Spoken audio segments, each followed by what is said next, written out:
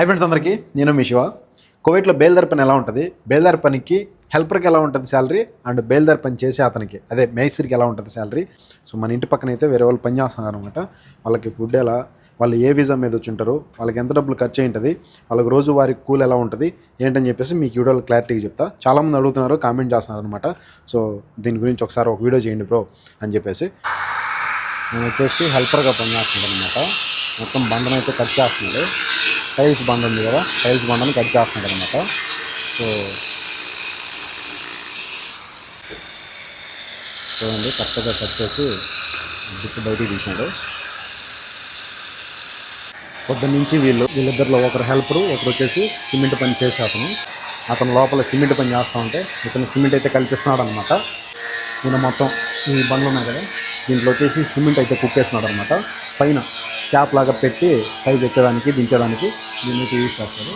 So ఆ frame వచ్చేసి ఇక్కడ సింక్ ఉంది కదా, ఇప్పుడు రెడీ చేస్తున్నాడు. దానికైతే బిగిస్తారు అనమాట. ఫ్రేమ్ను మూయడానికి అంటే మూతలు వేయడానికి దీన్ని అయితే యూజ్ చేస్తారనమాట. నా వాయిస్ మీకు క్లారిటీగా వినిపిస్తుందో లేదో. పొద్దున్నుంచి నేను డ్యూటీలో ఉండటం వల్ల వీడియో రికార్డ్ చేయలేకున్నా, లేకపోతే మీకు కష్టాన్ని చూపించింది ఖచ్చితంగా. ఇక్కడ సిమెంట్ పని చేసే వాళ్ళకి చాలా కష్టంగా ఉంటుంది. పొద్దున 7-8 గంటల నుంచి ఈ టైం వరకు చేస్తూనే ఉన్నారు. టైం వచ్చేసి ఇప్పుడు కరెక్ట్గా 3 అయితే అవుతుంది. టైం చూడండి, 3:30 అవుతుంది అనమాట. खाना हो गया खाना हो गया खाना हो गया खाना नहीं खाया क्यों लेके आएगा खाना मैं लेके आएगा है ఓకే. 3:30 అవుతుంది టైము. అన్నం తినలేదంట ఇంకా. సో నాకైతే అసలు తినేసి పని చేస్తున్నారేమో అనుకున్నా, తినకుండా పని చేస్తున్నారు. చాలా బాధ వస్తుంది. మాకైతే పెట్టించున్నారు రూమ్లో, తీసుకొని ఇద్దాం. వాళ్ళకి అన్నం పెట్టించడానికి నా దగ్గర బాక్స్ అయితే లేదనమాట. ఇంట్లో అక్కనే అడుగుతున్నా. ఈ బాక్స్ అయితే తీసుకున్నాను అనమాట. ఈ బాక్స్లో అన్నం పెట్టిస్తా. ఇంకో బాక్స్ ఉంది నా దగ్గర, దాంట్లో కూర వేసిస్తా. ఈరోజు పాపం వేడి అన్నం పెట్టించున్నారు మాకు తినడానికి. అట్లా వాళ్ళ అదృష్టం బాగుండదు. ఎవరు తినాలని రాసి పెట్టుంటే వాళ్ళకి దక్కుద్ది అనమాట.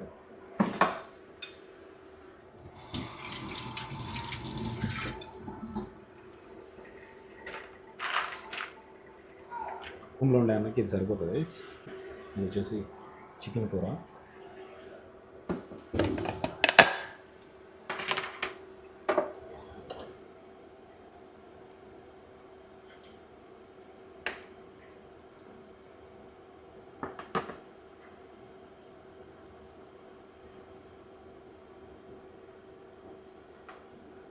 చికెను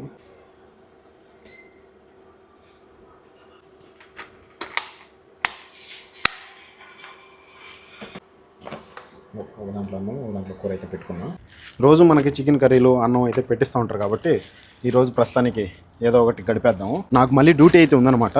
అందుకని చెప్పేసి తొందరగా కొద్దిగా నేను తినకుండా వెళ్ళిపోతున్నా డ్యూటీకి. నేను వచ్చేదానికి చల్లగా పోతుంది, వాళ్ళన్నా తింటారు కడుపు నిండా. అందుకని చెప్పేసి తీసుకొని పోతున్నా. भाई वाइट राइस है, थोड़ा चिकन करी है. టైం టు టైం కావో బాద్ మే కామ్ కరో. వాళ్ళు పాపం చాలా కష్టపడుతున్నారు. నాకు అన్నం తినకుండా పని చేస్తున్నారు, ఏమి తినేసి పని చేయొచ్చు కదా అంటే, లోపల పని ఉంది, ఇదంతా కంప్లీట్ అయిపోతే ఒక పని అయిపోతుంది, కష్టం లేకుండా అయిపోతుంది అని చెప్పేసి అన్నారు. ఇవి వచ్చేసి బండలు, ఇంటికి సంబంధించి వాడే టైల్స్.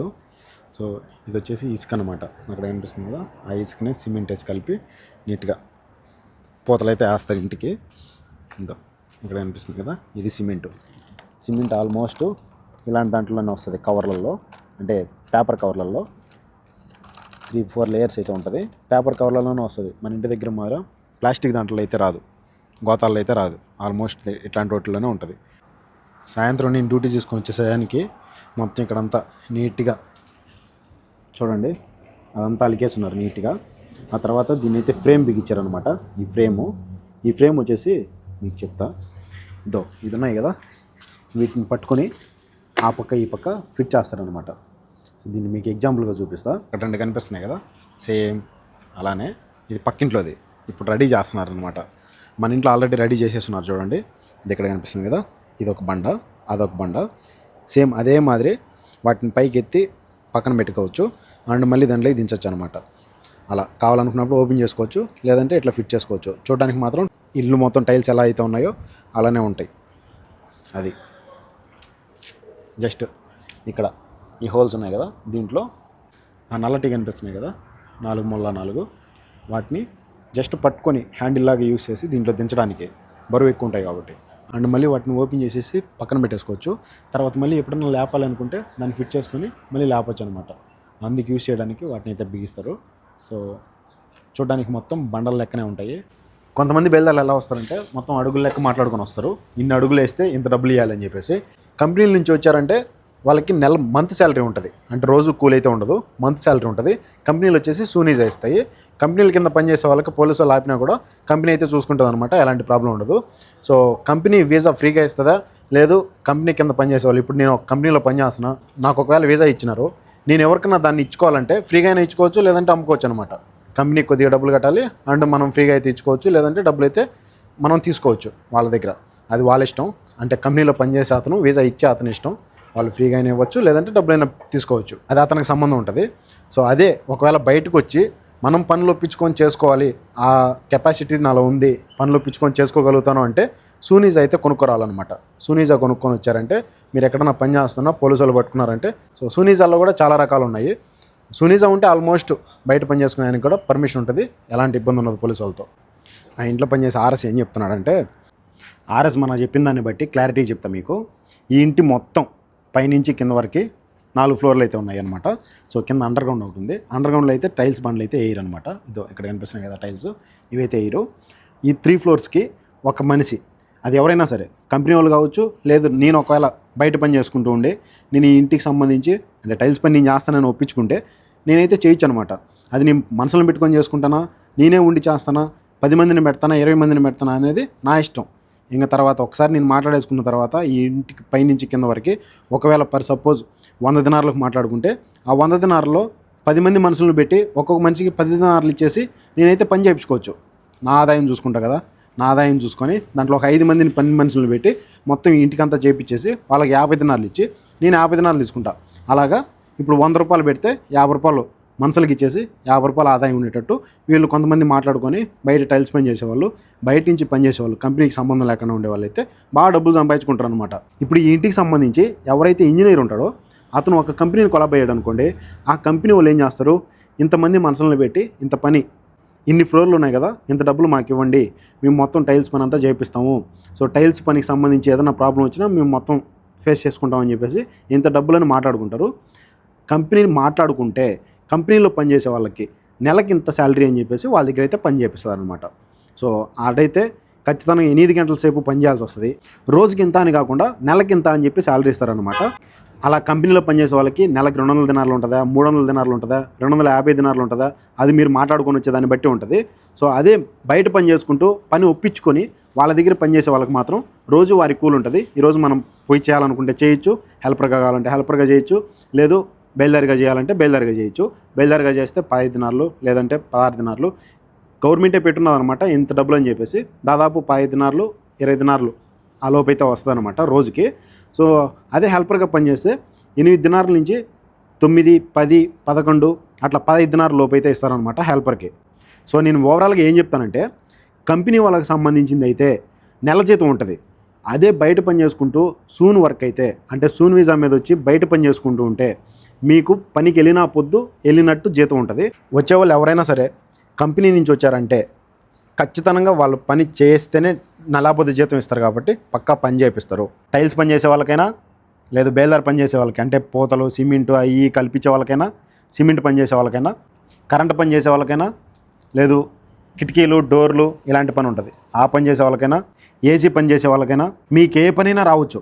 కంపెనీ ద్వారా వచ్చారంటే మాత్రం మీకు మినిమం నెలకి ఇంత శాలరీ అని ఉంటుంది. వీసాని మీరు కొనుక్కొని వస్తారా, ఫ్రీగా వస్తారా అనేది మీకు వీసా ఇచ్చే వాళ్ళని బట్టి ఉంటుంది. బయట పని చేసుకోవడానికి వచ్చేవాళ్ళు మాత్రం ఖాదీం వీసా కొనుక్కొని బయట పని చేసుకోవడానికి నమ్మి దయచేసి రాగాకండి. ఖాదీం వీసా అనేది ఒక ఇంట్లో పని చేయడానికి వర్కర్ వీసా అనమాట.